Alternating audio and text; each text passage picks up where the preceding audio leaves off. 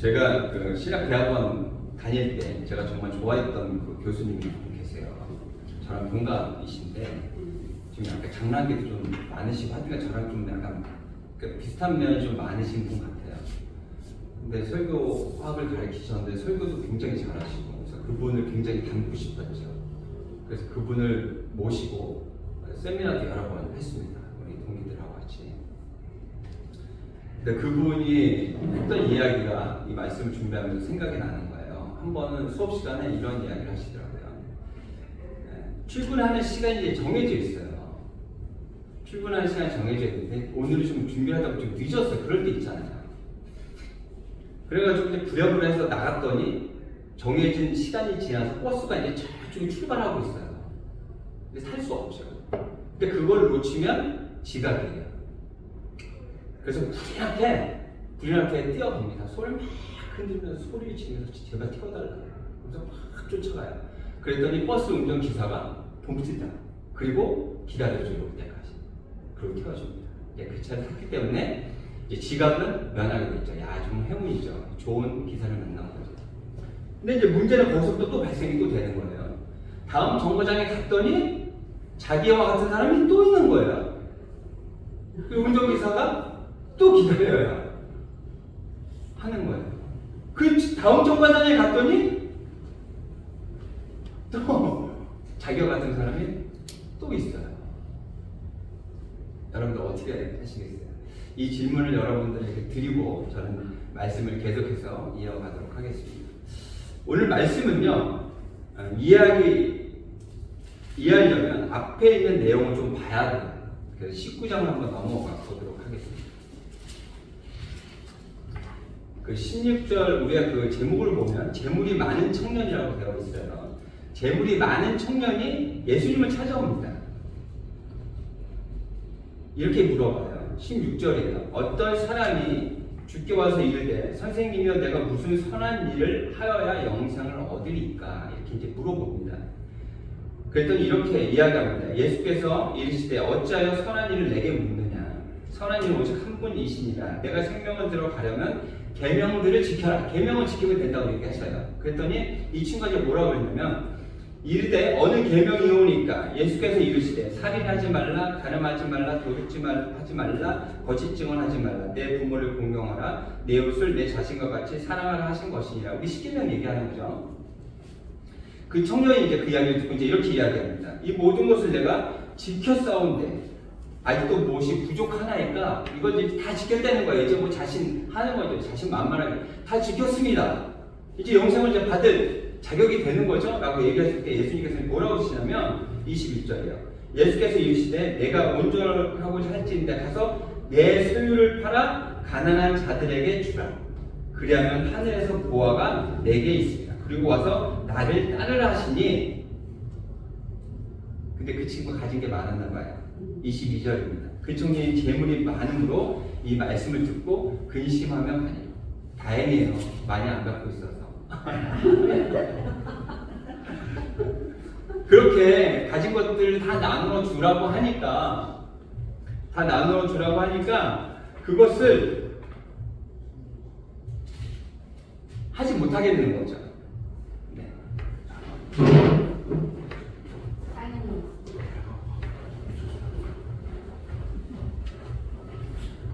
표정이 계속 안 좋으셔서 무슨 일이 있으신가 했는데 무슨 일이 있으셨네요.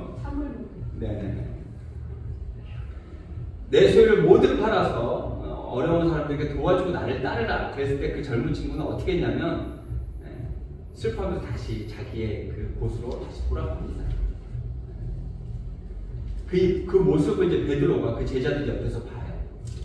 그러면서 이제 어떤 이야기를 하냐면 27절입니다. 제가 읽겠습니다. 이에 베드로가 대답하여 이르되 보소서 우리가 모든 것을 버리고 주를 따라 싸우는데 그런즉 우리가 무엇을 얻어? 쟤는 가진 거 아까워갖고 버리지 못하겠다고 다시 돌아갔죠. 하지만 저희는 모든 것 다 버리고 예수님 따랐어요. 그래서 주신 상급이 뭡니까? 라고 그냥 물어보는 거예요. 그리고 물어보는 베드로에게 오늘 말씀을 비유로 주신 거예요. 그렇게 이해를 하면 이해가 쉽게 될 것입니다. 이제 1절이에요. 저번 주 읽어볼게요. 천국 마치 품꾼을 얻어 포도원에 들어보내려고 이른 아침에 나간 집 주인과 같으니 그 주인이 이제 포도원의 작업들을 해야 돼요. 일을 해야 되는데 이제 품꾼들, 일꾼들을 이제 불러야 됩니다. 그래서 이제 아침 일찍 나가요. 근데 이 이스라엘은 아마 아침 6시부터 일했나 봐요. 근데 요즘은 저희는 8시부터 일합니다. 그리고 5시까지 일을 하죠. 만약에 7시에 시작했다. 그럼 4시에 끝납니다. 하루에 8시간 일하는 게 정해져 있어요. 그래서 그 이상의 일을 시키면 돈을 더 줘야 됩니다.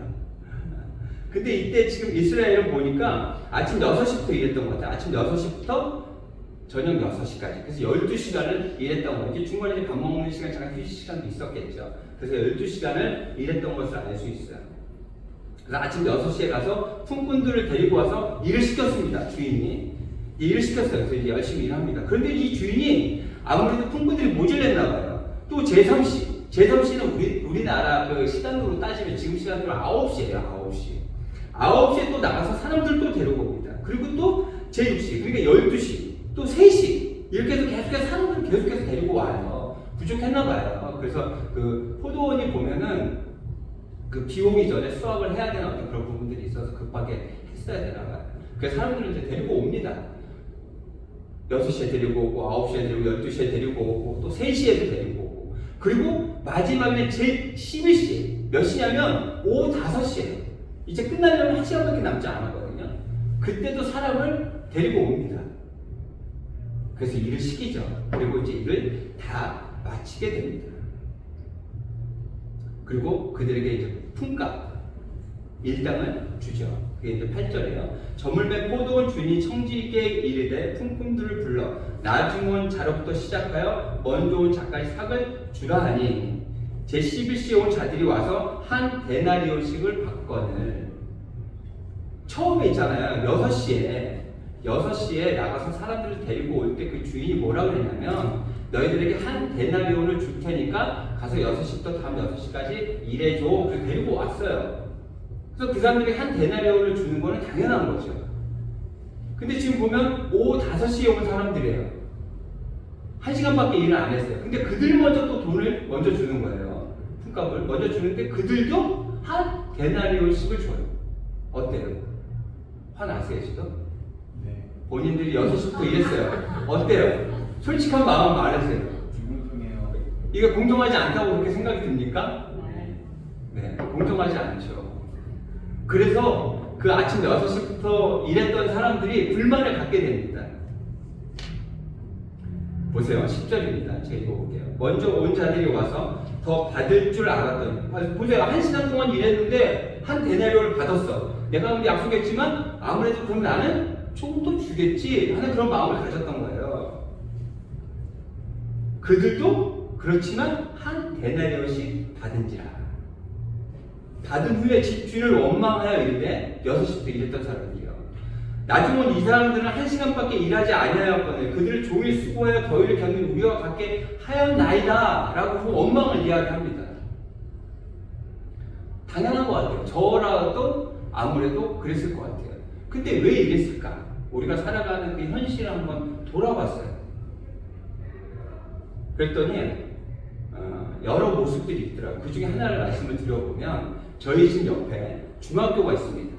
근데 그 옆에 요번에 이제 또 학기가 바뀌잖아요. 이제 좀 있으면 이제 학년이 또 이제 새로 바뀌게 되죠. 그 현수막이 이렇게 붙어 있는데 입학 설명회를 한다라고 고등학교에서 이제 중학교에다 붙여놓은 거. 우리 고등학교 좋은 학교니까 입학 설명할 거니까 와서 들어봐. 그리고 우리 학교 와서 그걸 홍보하려고 이제 그 프랭카드를 붙여놨죠. 근데 그 프랭카드의 가장 큰 글씨가 어떤 글씨인 줄 아세요? 2년 연속 서울대 의대 합격. 우리 학교에 오면 너희들 좋은 학교, 좋은 대학으로 보내줄 수 있어. 좋은 대학 나와서 좋은 직장 가서 너희들이 원하는 만큼 보수 받으면서 편안한 인생 살아갈 수 있어. 그 이야기가 거기 함축되어 있는 거 아니에요. 학교라는 곳은 어떤 곳입니까? 막 치열하게 경쟁하고 서로 뭐 죽이고 살리고 하면서 더 높은 자리에 가기 위해서 싸우는 것이 학교예요? 인간이 인간답게 사는 것이 무엇인지를 정확히 깨달아 알기 위해서 공부하기 위해서 가는 것이 학교 아닙니까? 근데 지금 학교의 모습이 완전히 바뀌어버렸어요. 지금 선생님들이 선생님 대접을 못 받는 그런 이유들이 학교에서 가르침 자체가 잘못되었기 때문 아닌가라는 그런 안타까운 그런 생각이 들어요. 지금 살아가는 우리 삶의 현실이 그렇습니다. 그 며칠 전에 TV를 봤는데 그 예능인데요. 그 여자 그 배우가 나왔어요. 그 여자 배우가 나왔는데 그 낯을 굉장히 가린다고 이야기합니다. 그러면서 예전에 있었던 이야기를 해요. 어떤 이야기를 하냐면 마트에 가서요. 마트에 가서 그 물건을 이렇게 고르잖아요. 고르기 위해서 이렇게 들어볼 거 아니에요. 이것도 들어보고 저것도 들어보고 똑같은 거여도 뭐 더 무거운 게 더 좋은 거면 무거운 걸 고르려고 하고 상처 없는 거 고르려고 하고 유통기한을 또 보기도 하고 뭐 이렇잖아요. 근데 한 번 들었던 그 물건을 있잖아요. 내려놓지 못한대요. 그래서 그거를 장바구니에 닫는답니다. 그냥 다른 사람의 시선을 의식하는 거죠. 그러니까 다른 사람들이 볼까봐 그거를. 그래서 집에 오면 필요 없는 그런 물건들이 장바구니에 엄청나게 많다는 거예요. 그걸 다 지불하고 사가지고 온다는 거죠. 그리고 또 어떤 일이 있었냐면 잠깐 멈추겠습니다. 편하게 들어오시게. 이 영상에 이제 우리 집사님 멋있는 이제 모습이 나오시는 거예요. 그 집에 어떤 쾌쾌한 냄새가 나더라는 거야. 3층에 살고 있는데. 근데 바깥에서 막 사이렌이 울리고 난리가 난 거예요. 그럼 어떤 걸 의심하겠어요? 화재를 의심해야겠죠. 그래서 이제 밖에 창문을 보고 상황을 봐야 될 거 아니에요. 창문을 못 여는 거예요. 다른 사람들이 자신을 볼까 봐. 야, 진짜 코미디 같죠? 그래서 창문을 열지 못하고 그냥 침대에 누워버렸대요. 나중에 알고 봤더니 3층에 사는데 4층에서 불이 났다는 거예요. 작은 불이었던 거죠. 그 문제가 안 됐던 거예요. 만약에 그 불이 큰 불이었어, 죽을 수도 있었겠죠.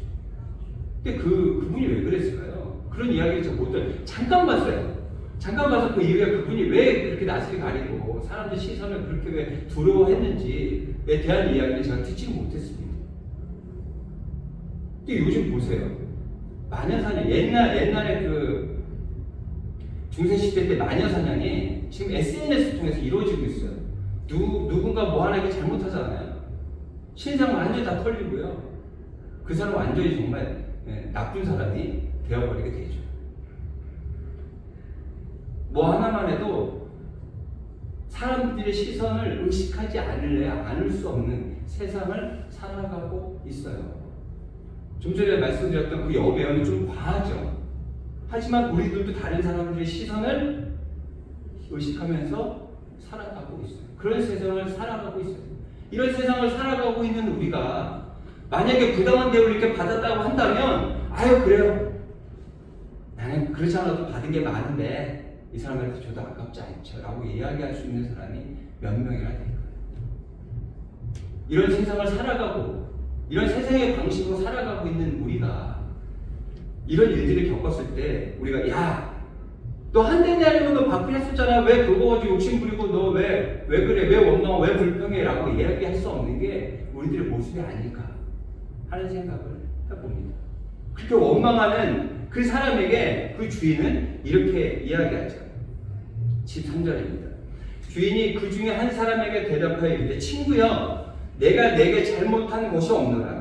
내가 나와 한 데나리오 약속을 하지 아니하느냐. 너와 나와는 한 데나리오 주기로 약속했잖아. 왜 다른 걸 네가 왜 가냐고. 네가 상관하고 있어. 너하고 나하고 약속인데 라는 걸 보면서 어떤 생각을 했냐면 우리는 이 십자가를 수직과 수평의 관계라고 이야기 많이 하잖아요.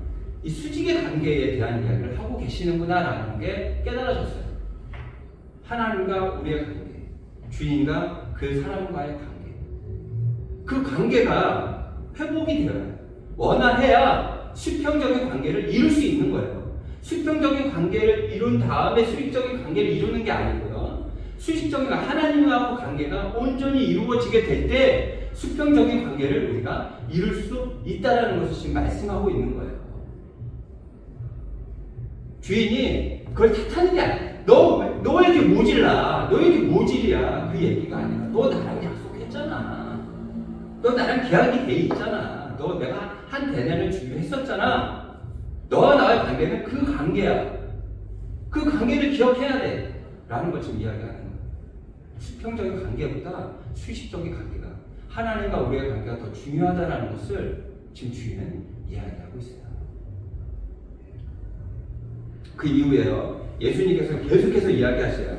그 자신이 겪을 순환에 대해서 이야기하십니다. 18절, 19절이에요. 제가 한번 읽어볼게요.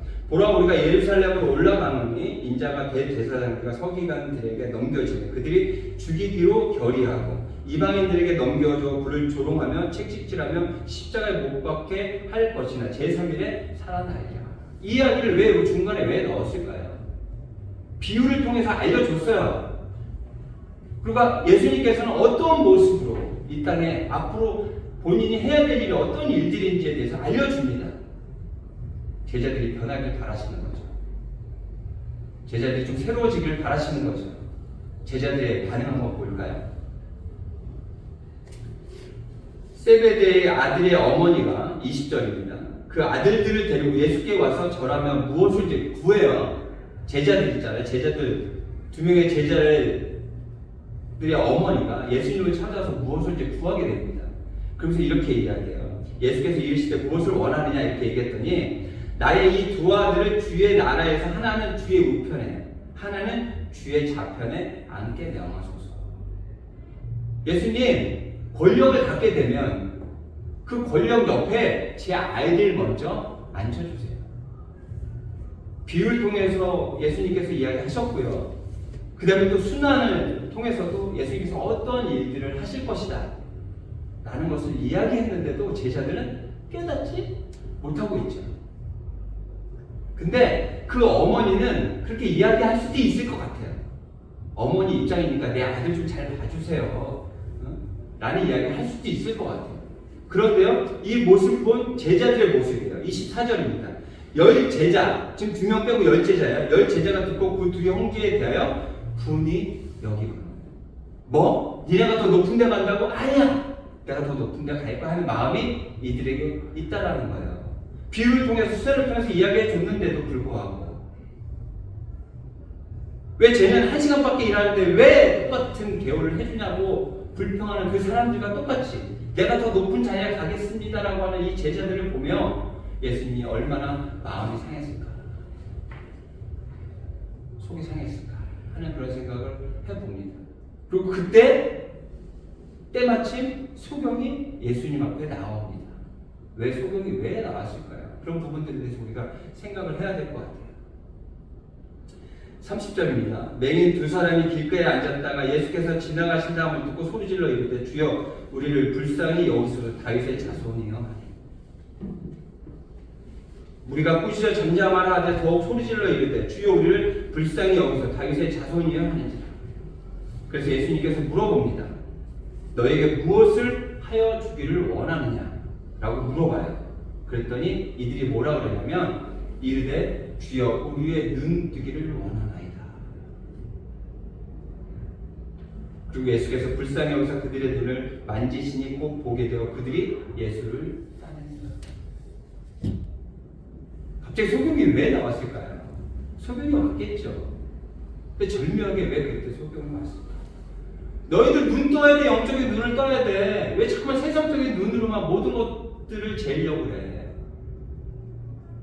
너희가 나를 따르는 그 이유는 세상의 것들을 얻기 위함이 아니라 영적인 것을 얻기 위함이야.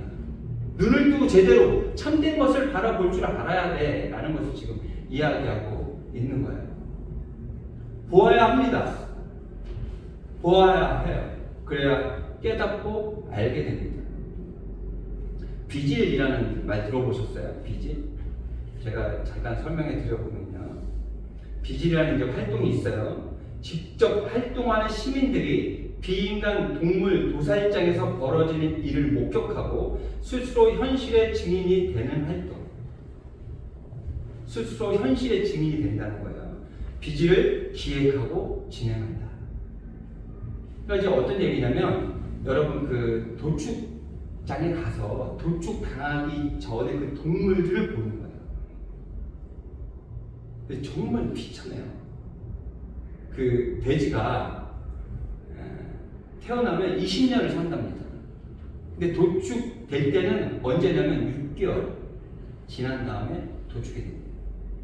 19년은 살 수가 없는 거예요. 태어나는 것 자체가 도축되기 위해서 태어나요. 근데 송곳니가 있거든요. 막 하잖아요. 태어나면 송곳니도 다 뽑아버려요. 그리고 도축하러 가는 그 트럭을 보니까요. 그 트럭 안에 얘네들 고개도 들 수 없고 내릴 수가 없을 정도로 먹이를 줬는데 먹이를 먹고 싶어도 고개를 내려서 그 먹이를 먹을 수 없을 정도로 꽉 차 있다는 거예요.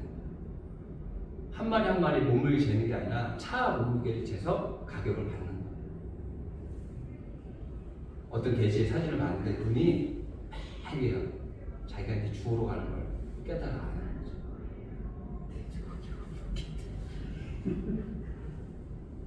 그러면서 우리는 이제 먹죠. 근데 이 사람들이 그런 일들을 하는 이유가 있어요. 돼지고기 먹는 게 잘못됐다고 얘기하는 거예요. 그게 아니고요. 인간의 욕심에 대해서 이야기하는 거예요. 이 돼지들이요. 뭘 먹고 자라냐면 항생제 먹고 자라요. 병이 나면 안 돼요. 한 마리 병이 나면 그 모든 돼지들이 다 죽게 되거든요. 그러니까 많은 항생제를 먹고 자랄 수밖에 없어요. 그게 누구한테 해로가요? 그게 사람한테 해가 되는 것이죠. 그래서 이들이 진리를 서는 거예요. 그들이 우리들을 보게 하는 거예요. 우리들의 욕심 때문에 이러한 일들이 지금 벌어지고 있다. 우리들의 욕심 때문에 지구가 망가져 가고 있다. 라는 것들을 보게 하는 거예요. 소경이 눈을 뜨고 제대로 참된 것을 보고 올바른 길로 갈 거 아니에요. 그 전에 못 갔죠. 올바른 길로. 이렇게도 넘어지고 저렇게도 앞으로도 넘어지고 뒤로도 넘어지고. 근데 눈이 떠서 어떻게 돼요? 이제 올바른 길로 갈 수 있어요. 우리가 눈을 떠야 된다니까요. 어떤 눈을요? 영적인 눈을 떠야 합니다. 하나님을 제대로 바라봐야 돼요. 예수 그리스도께서 우리를 위해 희생하신 그 십자가의 모습을, 그 고난의 모습을 온전하고 제대로 바라봐야 돼요. 제가 몇 주 전에 일을 하러 갔는데 그 인테리어 사장님이 보니까 문신을 이렇게 하셨는데 십자가 문신을 이렇게 하셨어요. 눈에 보여요. 이게 얘기하다 보니 크리스찬이라고 이야기를 하시더라고요. 근데 그분이 십자가를 새기셨는데요. 십자가를요. 본인이 볼 수 없는 곳에다 새겼어요. 저는 자기가 볼 수 있는 데다 십자가를 새겼으면 이해할 수 있을 것 같아요. 그 십자가를 보면서 그래, 예수님은 우리에게 이런 사랑, 은혜를 주셨지. 나도 그에 걸맞는 인생을 살아가야지 하는 것을 깨달을 수 있을 것 같은데 본인이 안 보여요. 우린 봐야 된다니까요. 봐야 돼요. 그래야 하나님과의 그 관계, 수직적인 관계가 온전히 이루어지게 돼요. 그렇게 회복된 그 능력을 통해서 수평적인 역할을 우리가 감당할 수 있게 됩니다. 저희 교회는 2명의 아이를 후원하고 있습니다. 그렇죠. 그 여자아이 한 명은 우리 권사님께서 분기마다 찾아가서 같이 만나서 쇼핑을 하고 같이 그렇게 시간을 보내는 걸로 알고 있습니다. 그리고 이제 그 권사님께서 그 인증샷으로 이렇게 보내주신 그 사진을 보면서 굉장히 흐뭇한 마음을 갖고 있습니다. 근데 지난번에 지금 이제 2번 있는 거죠? 세 번째인가요? 그러니까 그 전에 이번에 말고 그 전에는 그 아이의 그 사진을 그 옷 새로 입은 옷을 새 옷을 입고 찍은 사진을 보내주셨어요. 근데 그때 그 아이의 얼굴 표정을 제가 봤거든요. 표정이 없습니다. 아무 좋은 표정도 없고 나쁜 표정도 없고 아무 표정이 없어요. 제가 예전에 그 집회 그 학생 수련회를 가잖아요. 그러면은 가장 어려운 게 있잖아요. 그 중2 아이들이 이렇게 몰려 있습니다. 이렇게 몰려 있으면 그 아이들은 표정이 아예 없습니다. 제가 어떠한 앞에서 어떤 멘트를 하고 찬양을 해도 율동을 해도 따라하지도 않고요. 전혀 움직임이 전혀 없습니다. 그들의 마음을 열게 하는 것이 정말 힘들고 어려워요.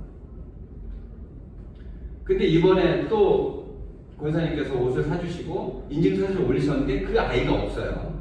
옷만 이렇게 찍어서 올리셨어요.